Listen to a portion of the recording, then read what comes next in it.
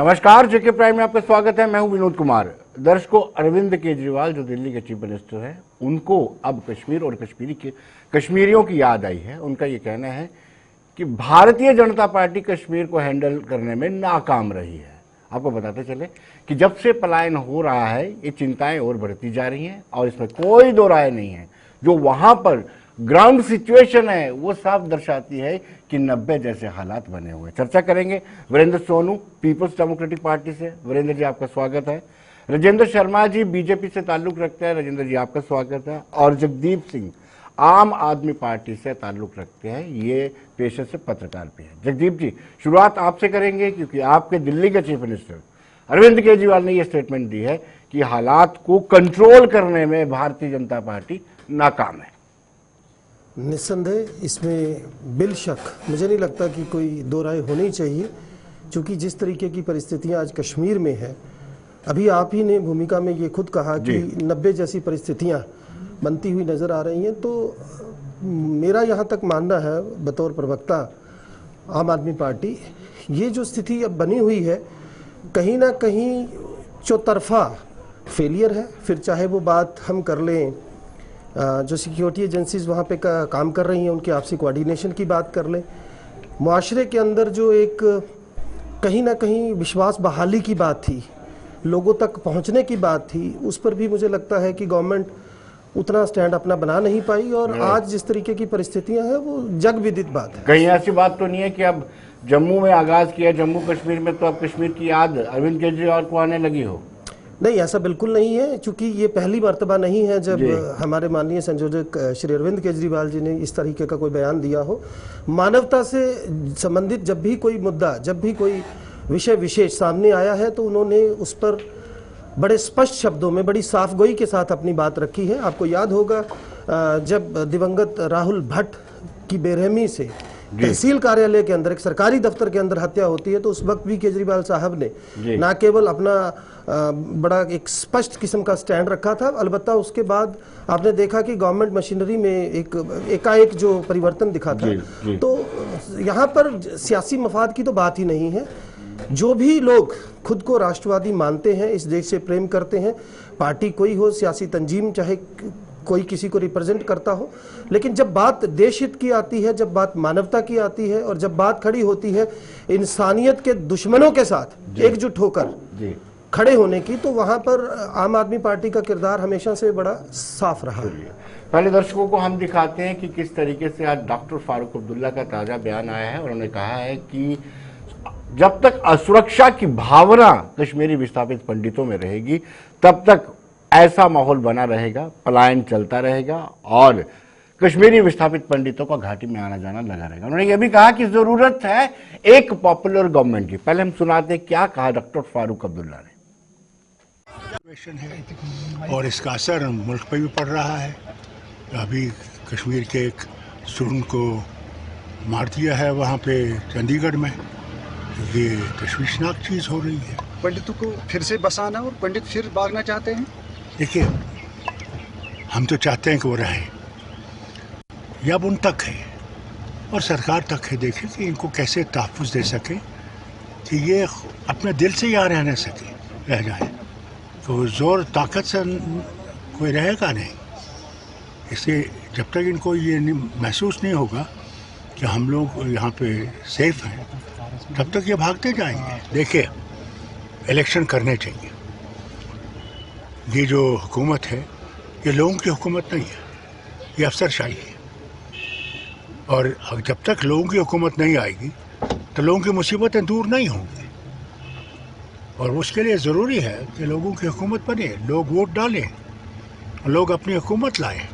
Sir, lieutenant governor साहब से मिले, हमने उनसे कहा कि साहब हम लोग अगर सबको बुलाएं, मैंने कहा बहुत अच्छी बात है, बुलाइए लीडरों को कि बात करें और अगर कोई हल हमसे हो सकेगा कोशिश करेंगे उनको बताने के लिए, सब मिलके कि क्या कैसे यहाँ सूरत कैसे बदल सकती है।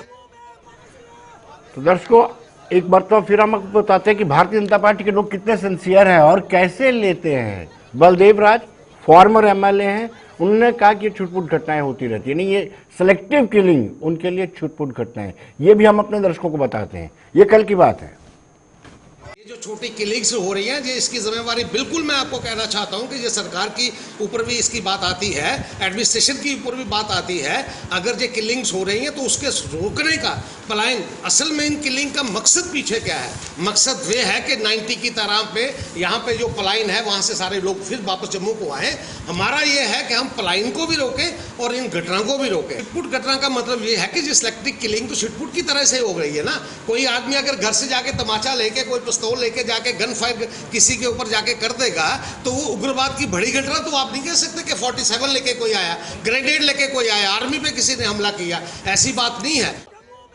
देखिए, ये परिभाषा है भारतीय जनता पार्टी के एक पुराने विधायक, पूर्व विधायक की। आप अंदाजा लगा सकते हैं कितने सिंसियर हैं। राजेंद्र जी, आप इसे जानना चाहेंगे, क्या वाकई में सिक्योरिटी फेलियर है? आप मानते हैं? कश्मीर में जो आज हालत बने हुए हैं, जी। ये एक इंटरनेशनल टेररिज्म का हिस्सा है। जी। और विनोद जी, आप भी ये जानते हैं 90 में जो हालत है वो आज हालत नहीं है। ये जितनी भी सिचुएशन राइज हुई है, इसके पीछे कुछ कारण हैं। जी। सबसे बड़ा कारण ये है कि पिछले साल 182 मिलिटेंट्स को मारा गया है वहाँ। इनका जितना वहाँ इंफ्रास्ट्रक्चर था वो डिस्ट्रॉय हुआ है। जी। इनकी लीडरशिप मारी गई है। और सबसे बड़ी बात यह है कि इनको जो लोकल सपोर्ट वहां मिलता था वो खत्म हो गया है। जी। अब ये सारे इस परिप्रेक्ष्य में अब मिलिटेंट्स ने अपना जो अभियान है डिफरेंट एंगल से चलाया है। जैसे अभी इन्होंने बोला कि अब वो उन्होंने पिस्टल से वार करना शुरू कर दिया। और आप ये देखें कि उन्होंने टारगेट चूज किए, वो कौन है? कोई महिलाएं हैं, कोई मस्जिद में जा रहा है, प्रेयर कर रहा है, उसको मार रहे हैं। क्योंकि अब ये बड़े तौर पर कहीं भी कुछ कर नहीं सकते वारदात, और सॉफ्ट किलिंग जिसको कहेंगे उनको टारगेट कर रहे हैं। और ये है तो चिंता की बात है। राजेंद्र जी, जो आप तर्क दे रहे हैं मुझे कुतर्क नजर आ रहा है। आप कह रहे हैं कि लोकल सपोर्ट नहीं, ये लोकल सपोर्ट बड़ी है।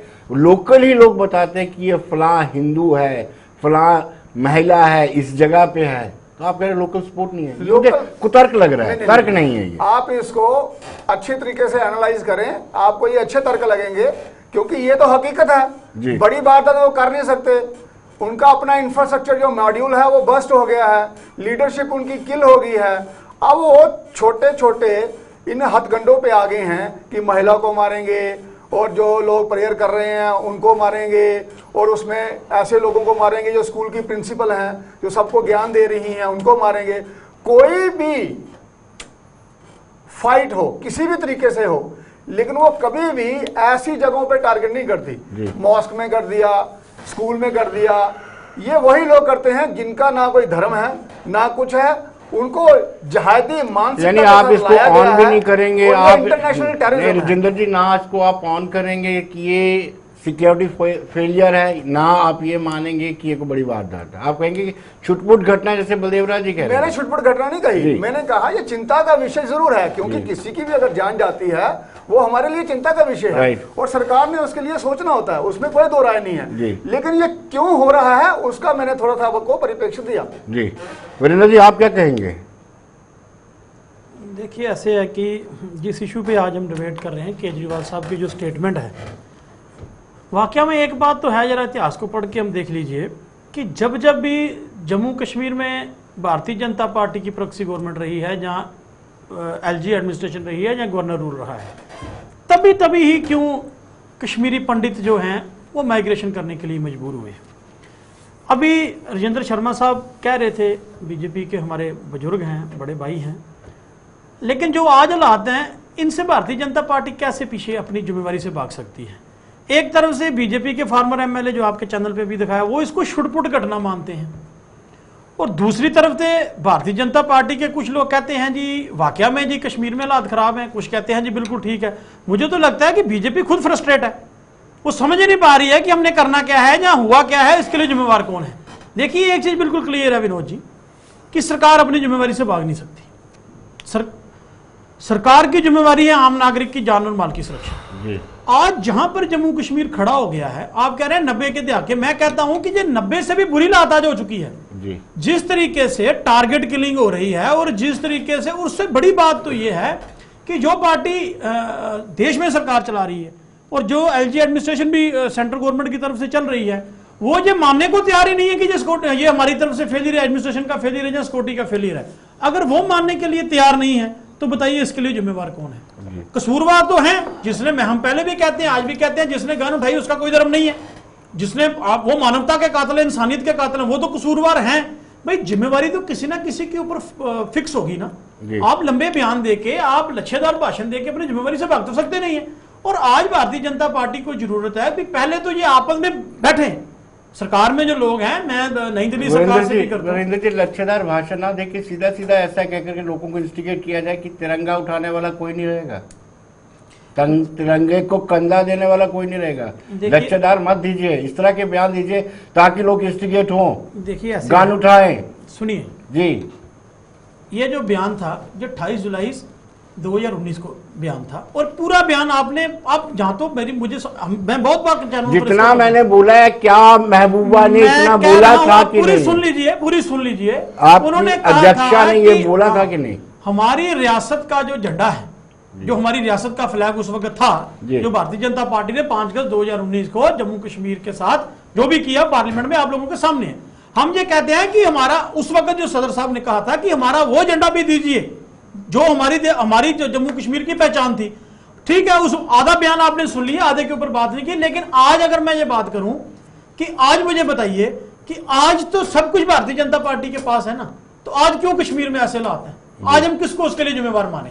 आज तो कोई इंस्टिगेट नहीं कर रहा ना। आप तो लीडर को, हमारे को बाहर नहीं निकलने देते। जब भी वो किसी फैमिली के साथ मिलने जाना चाहते हैं, राहुल भट्ट साहब के घर जाना चाहते थे, बड़गाम में हाउस अरेस्ट कर दिया जाता। ठीक है, आपको मुबारक, आपके पास ताकत है, आप उसका इस्तेमाल कीजिए, कोई परेशानी नहीं। लेकिन मैं कहता हूं कि अपनी जिम्मेवारी से तो नहीं ना भागिए। आज ये सवाल भारतीय जनता पार्टी से पूछना चाहते हैं। आपने कहा कि हमने जम्मू कश्मीर को नया जम्मू कश्मीर बना दिया। 370 और 35 जो थी वो मिलिटेंसी के लिए सबसे बड़ी, उनकी कह रहे थे संजीवनी बूटी का काम करती है। भाई आपने 3 साल से तो आपने सब कुछ खत्म कर दिया। एक तरफ से भारतीय जनता पार्टी चैनलों पर कहती है कि भाई कश्मीर में हालात बिल्कुल सामान्य हो गए, और आप भी खुद ही कहते हैं, आप भी के स्पोक्स पर्सन चैनलों पर कहते हैं भाई कश्मीर में हालात ठीक नहीं है। भाई मैं इनसे पूछना चाहता हूं, आप एक स्टैंड तो लीजिए कि कश्मीर में हालात ठीक है या खराब है। अगर खराब है तो उसके लिए आपके पास क्या रोड मैप है, क्या पॉलिसी प्रोग्राम है, उसको कैसे ठीक करेंगे? जगदीप भी, कश्मीर मानवता या वोट, क्या अचानक कैसे केजरीवाल को कश्मीर की याद है? देखिए, इस पे मैं बात करूंगा, लेकिन जो अभी मेरे दो साथियों ने अपने अपने ढंग से अपनी बात को रखा, मैं चाहूंगा कि थोड़ा सा इसके ऊपर मैं अपना एंड जो है स्पष्ट कर दूं। जी, बड़ी पुरानी कहावत है कि भानुमति ने कुनबा जोड़ा, कहीं की ईंट कहीं करोड़ा। राइट। भारतीय जनता पार्टी के जितने भी पूर्व विधायक हैं या जितने भी नेता हैं, करीब करीब अगर हम सबको भी गिन लें तो मुझे नहीं लगता 2-4 लोगों को छोड़ के बाकी लोगों को ईमानदारी से कुछ समझ है भी कि कश्मीर में हालात, सूरत हवाल है क्या, और उसके पीछे के जो वास्तविक कारण है वो क्या है, वो इनको पता ही नहीं है, पहली बात। दूसरी बात, जैसे मैंने पहले कहा, एक बंदा वो तमंचे को तमच्चा बोल रहा है और he is trying to proclaim this thing कि जनाब वो तो बड़ी छिटपुट किस्म की घटना है, तो दिस इज शेम। इस तरीके से अगर कोई बयानबाजी करता है, उसके बाद हमारे भाई साहब ने बोला कि वहां पे लोकल सपोर्ट नहीं है और ऑपरेशन ऑल आउट का ये हवाला दे रहे हैं। आज सवाल अपनी पीठ थपथपाने का ये कहकर नहीं है कि हमने कितने आतंकी मारे जी। आज सवाल इस बात का है कि जो सिविलियंस की किलिंग हो रही है, 1 महीने के अंदर 9 लक्षित हत्याएं होती हैं, who will be the responsible जी। And now the government is trying to again saying the same thing which they had already said. Delhi के अंदर मीटिंग्स चल रही हैं, आप मुझे बताइए कि क्या ये एजेंसीज का आपस में कोऑर्डिनेशन को लेकर फेलियर नहीं था जी। और दूसरी बात, जहां पे ये इस तरीके का बयान जो है, ये कहकर कि आज AK-47 उनके हाथ में नहीं है, रिवॉल्वर है, ये कहकर क्या आप उस सुर्ख और स्याह दौर की जो संजीदगी है उसको कम कर सकते हैं जी। और दूसरी बात जो आप कह रहे हैं कि किस तरीके से कश्मीर के हालात, कश्मीर मानवता और वोट, आ रहा हूं मैं उसी बात पे, और मैं कोशिश करूंगा कि मैं अगले 2 मिनट में आपको ये स्पष्ट करने की, क्योंकि अब चूंकि 3 मेहमान हैं, ज्यादा वक्त मैं ले नहीं सकता। देखिए, ये विडंबना है, कश्मीर को लेकर कभी भी ऐसी स्थिति बनी नहीं। जो जम्मू आधारित दल थे, उनका जो प्राथमिकता रही वो जम्मू को लेकर रही। कश्मीर के जो कश्मीरी सियासी हुक्मरान रहे हैं अब तक के, उनकी प्राथमिकता कश्मीर रही, जिसकी वजह से खित्तेवाद की राजनीति हमेशा से हावी रही है।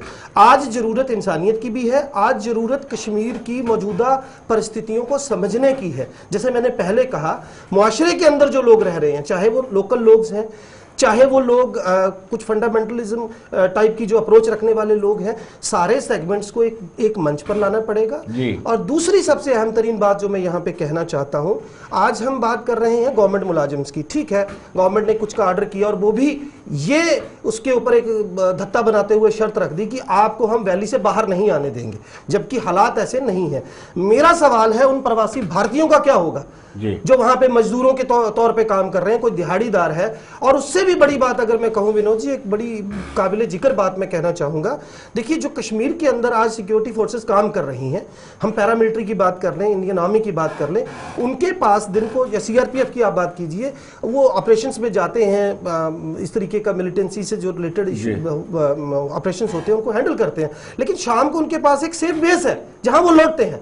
एक आम पुलिस वाला क्या करे, वो उसी माशरे में, उसी मोहल्ले में, उसी इलाके, उसी कस्बे में रह रहा है जहां पर वो जब निहत्था होता है तो उसको आतंकी जो है अपनी बंदूक की जद में ले लेते हैं। तो इन सारे मसले मसाइलों के ऊपर बड़े गहनता से विचार विमर्श की जरूरत है और यह तय करना पड़ेगा मरकजी सरकार को। जम्मू कश्मीर के अंदर तो मुझे लगता नहीं कि बीजेपी के पास ऐसी रिप्रेजेंटेशन है यहाँ पे, कम से कम मरकज में बैठी सरकार को यह सोचना पड़ेगा। अजीत डोभाल जैसे इनके पास ब्यूरोक्रेट्स है, तो इस पे इनको एक बड़ी स्पष्ट नीति लानी पड़ेगी, क्लियर स्टैंड रखना पड़ेगा। जी, आपकी बातों से ऐसा लग रहा है कि 5 अगस्त 2019 को जो हुआ है वो भाजपा ने ब्लंडर किया और उसके बाद से ही आतंकवाद फैला है और अब पिछले कुछ महीनों से ज्यादा हो गया। आपके कहने के मुताबिक ऐसा मुझे लग रहा है। चलिए मैं आपको एक एग्जांपल देके बताता हूं सर। आपने मुझसे ये सवाल पूछा, देखिए इसके ऊपर हमारी पार्टी का एक स्टैंड रहा है कि हमने कोर्ट में मामला मानते हुए इसके ऊपर कभी भी आधिकारिक तौर पर बयान नहीं दिया।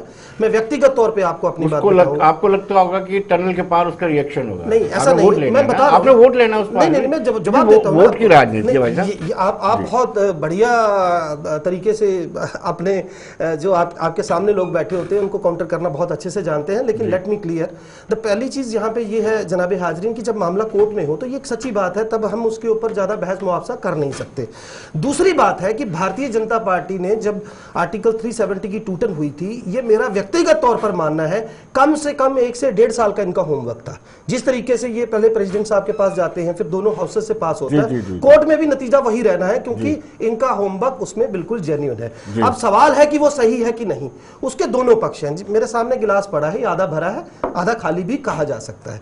चाहे वो वेस्ट पाकिस्तानी रिफ्यूजी थे, हमारा वाल्मीकि समुदाय था, ऐसे लोग थे। जगदीप जी, आप पत्रकार होने का अपना जो अनुभव है उसका पूरा इस्तेमाल कर रहे हैं। नहीं देखिए, लेकिन मैं राजेंद्र जी से आप जानना, आपने पूरा टाइम ले लिया। राजेंद्र जी, ये लच्छेदार भाषणों से ये काम नहीं चलने वाला है। आपको ये मानना पड़ेगा कि सिक्योरिटी फेलियर है और जो सिलेक्टिव किलिंग हो रही है उसकी रिस्पॉन्सिबिलिटी आपको लेनी पड़ेगी, ऑन करनी पड़ेगी। अगर आप 370 में संशोधन और 35 से हटने को लेकर के देश भर में बेच सकते हैं, इसको लेकर के भी आपको देश से माफी मांगनी चाहिए, क्षमा मांगनी चाहिए, क्योंकि आप करते कम हैं, एग्जैजरेट ज्यादा करते हैं। आप कहते हैं कि कश्मीरी पंडितों को जमीन हम वापस दिला के रहेंगे। कोर्ट यह फैसला करती है कि यासीन मलिक को उम्र कैद होगी और ढोल आप पीटते हैं। पुलवामा में जवान शहीद होते हैं, पोस्टर लगा करके आप उनकी शहादत पर वोट मांगते हैं, तो क्षमा तो आपको मांगनी पड़ेगी। देखिए, जैसे मेरे दोनों भाइयों ने बताया कि वहाँ हालत बहुत ख़राब है, इतने हालत ख़राब नहीं है। आपको पता 90 में क्या होता था, लोग कैसे मास्क से अनाउंसमेंट करते थे, कैसे लोग सड़कों पे आते थे, कितनी कितनी पत्थरबाजी होती थी। ऐसे हालत अभी बिल्कुल नहीं है वहाँ। हाँ, ये जो घटना हुई है ये चिंता की घटना है, इस पे हमें सोचना है, संजीदगी से सोचना है, उसमें कोई दो राय नहीं है। अब आप ये कह रहे हैं संजीदगी तो देख आप बोल रहे थे, मैं बोला बीच में। अब मेरे तर्क सुनिए ना। अब आप मुझे ये बताओ, आप कह रहे हैं वहाँ हालत बड़े खराब है, ठीक है? नहीं, देखिए उन्होंने कहा छुटपुट घटना हुई है, संजीदगी मैंने नहीं बोला छुटपुट घटना, किसने क्या बोला वो तो जो बात यहाँ हो रही है, हम तो अपना अपना ओपिनियन दे रहे हैं पार्टी का। मार्च अप्रैल मई महीने में 3.5 लाख वहाँ टूरिस्ट पहुंचे हैं, 3.5 लाख, और 2021 में 6.6 लाख टूरिस्ट, और 2020 में कितने थे? 41,000। पिछले 10 साल में सबसे ज्यादा ये फुटबॉल हुआ है और ये हर कश्मीरी मान रहा है। और आप ये देखिए, पेपर में ये न्यूज था जी, कल का पेपर उठा लीजिए, परसों को उठा लीजिए, कि लोग वहां गंडोला और बाकी चीजों के लिए एक ही दिन के लिए टिकट मांग रहे हैं ताकि होटल्स में इतना रश नहीं है, जगह नहीं मिल रही। ठीक है, राजेंद्र वहां जी, परिस्थितियां बदली राजेंद्र जी, हैं, आम इससे- कश्मीरी को इससे- 370 इससे- हटने का लाभ मिल रहा है। इससे सुरक्षा व्यवस्था का आंकलन किया जाता है। आप तो इससे भी पीठ आप थपथपाते ये कह रहे हैं कि ना सिलेक्टिव कि किलिंग वहाँ हुई तो हालत लोग ठीक लाल- नहीं है। लाल मैं ये चौक कह पर रहा हूँ पहुंचे। हालत वहाँ ठीक है, जी। लेकिन जो घटना हुई है ये चिंता का विषय जी। है और इस पे हमें विचार करना है। इसी के लिए तो हमारे होम मिनिस्टर अमित शाह जी ने मीटिंग कॉल की जी। थी, सारे लोग उसमें गए थे। अगर हम चिंता नहीं करते तो वहाँ कैसे वो मीटिंग होती, और वहाँ हुई मीटिंग, उसमें कुछ निर्णय हुए हैं, अभी वो इम्प्लीमेंटेशन होगी, वो भी यहाँ आ रहे जी। हैं। सारी चीजों का ये जितनी भी सिचुएशन राइज हुई है, आपको ये भी आंकलन करना है, ये इंटरनेशनल टेररिज्म जी। है। ये हम सब पार्टीज को मिलके बात भी करनी है, इस पे बैठ के इसके सोल्यूशन भी निकालने हैं। अगर हम प्रोवोकेटिव स्टेटमेंट देते रहेंगे किसी भी तरफ से हो, राजेंद्र जी, आपको उससे बताऊं- सोल्यूशन नहीं निकलता। आपको मैं बताऊं, एक जो पेसर होता है ना, उसकी एक्सपर्टाइज होती है, वो तेज बॉलिंग करवाता है, ठीक है। और मुझे लगता है कि आप विपक्ष की भूमिका बड़े अच्छे से निभा सकते हैं, क्योंकि आज अगर यूपीए की हुकूमत होती, इस तरह से किलिंग होती, तो आपने तो सीधा सीधा प्रधानमंत्री का इस्तीफा मांगना था। इससे नीचे आपने बात ही नहीं करनी थी।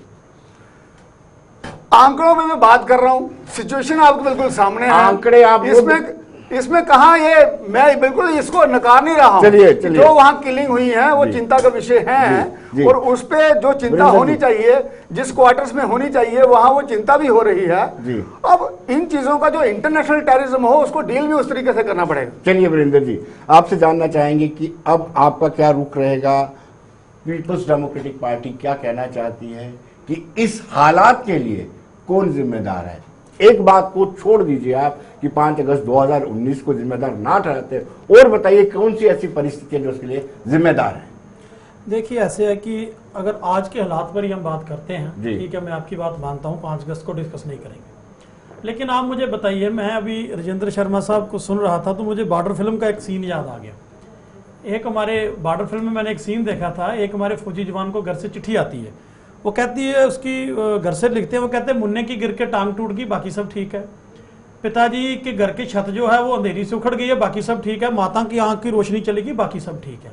इन्हीं के हिसाब से कश्मीर आज पूरा ठीक है, ये छुटपुट घटना है, इन्हीं के ऊपर ये घूम, बाकी सब ठीक, बाकी सब ठीक है, कुछ नहीं है, लोग मारे जा रहे हैं, बाकी सब ठीक है। अभी भारतीय जनता पार्टी की सरकार सेंटर में भी चल रही है, यहाँ भी इनकी एडमिनिस्ट्रेशन चल रही है, बाकी सब ठीक है। सोनू जी, आप भी 2008 में ऐसे ही कहते थे, बाकी सब ठीक है। नहीं, देखिए, मैं तो जो आंकड़े उनके सामने बात, अब ये कहते हैं कि कश्मीर में, हम कहते हैं हालात ठीक नहीं है, ये कहते हैं वहां टूरिस्ट आ रहा है, उससे उसका एनालाइज किया जा रहा है। हम कहते हैं भी मैंने खुद एयरपोर्ट पर लंबी लाइनें देखी हैं लोगों की वापस भागते हुए की। आपके चैनल पे एक क्लिप चल रही है कि कश्मीरी पंडित भाई बहन हमारे जो सामान पैक करके निकल रहे हैं, पुलिस उनको रोक रही है।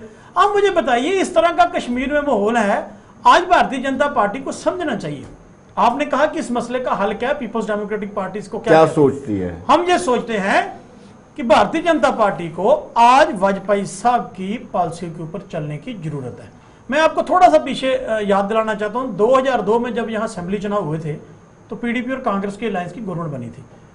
कश्मीर के हालात तब भी ठीक नहीं थे, हालात बहुत खराब थे, लेकिन जब वाजपेयी साहब देश के प्रधानमंत्री बने और पहली बार प्राइम मिनिस्टर जब वहां रैली करने के लिए आए, मुफ्ती साहब ने उनको न्योता दिया कि आप यहां आइए। तो जब वाजपेयी साहब कश्मीर आए, उन्होंने कश्मीर में ओपन जब एक रैली की तो उन्होंने वहां से कहा कि मैं कश्मीर के नौजवान से बात करना चाहता हूं, भी मैं कश्मीर के जो नौजवान उनको बताइए आपकी परेशानी क्या। और वाजपेयी साहब के दौर में मैं कहता हूं कि एक गोल्डन एरा, और मुफ्ती साहब की एज चीफ मिनिस्टर जब पीडीपी सरकार थी, जम्मू कश्मीर की हिस्ट्री में एक गोल्डन एरा वो साबित हुआ।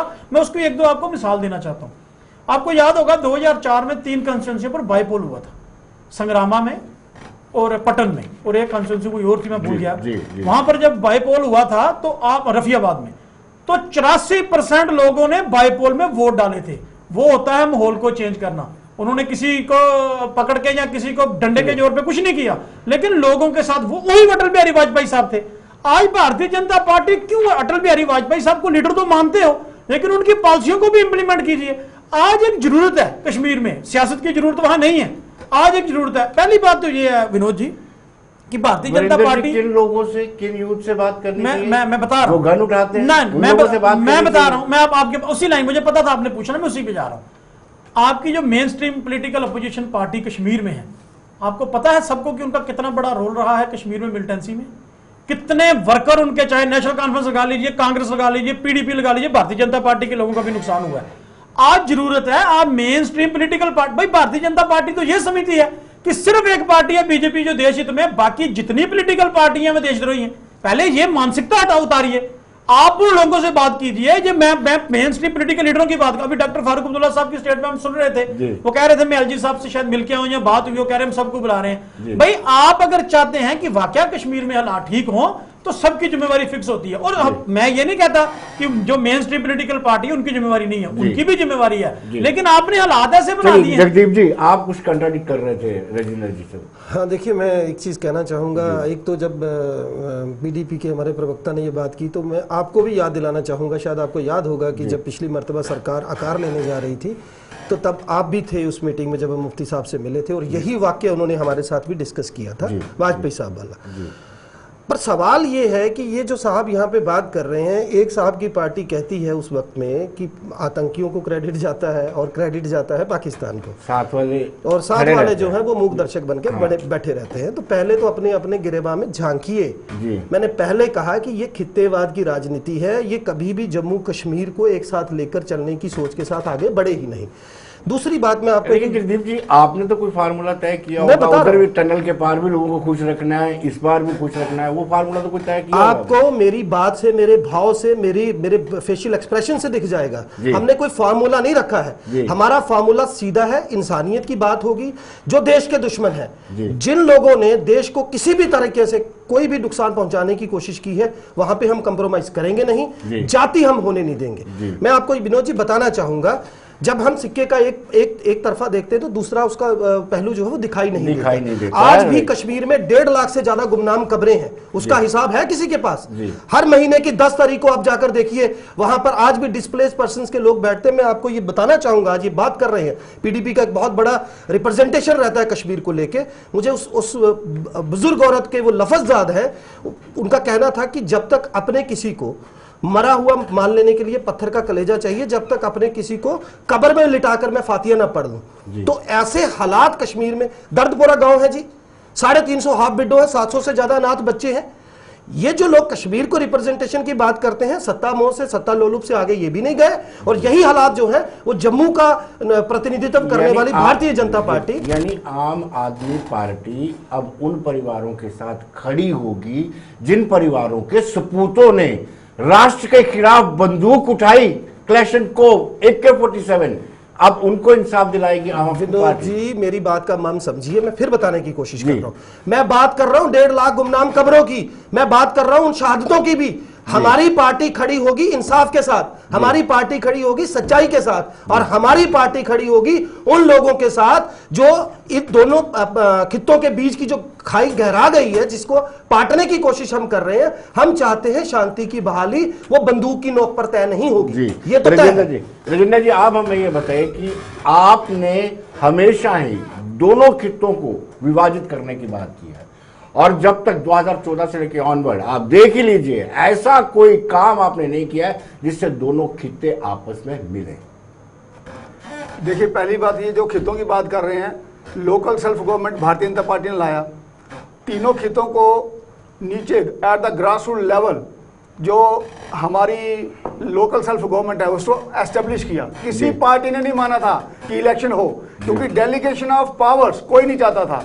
दूसरा, ये कह रहे हैं कि हम कश्मीर में कोई काम नहीं करते हैं। 3.5 लाख हमारे वहाँ मेंबर हैं भारतीय जनता पार्टी के, 3.5 लाख मेंबर्स।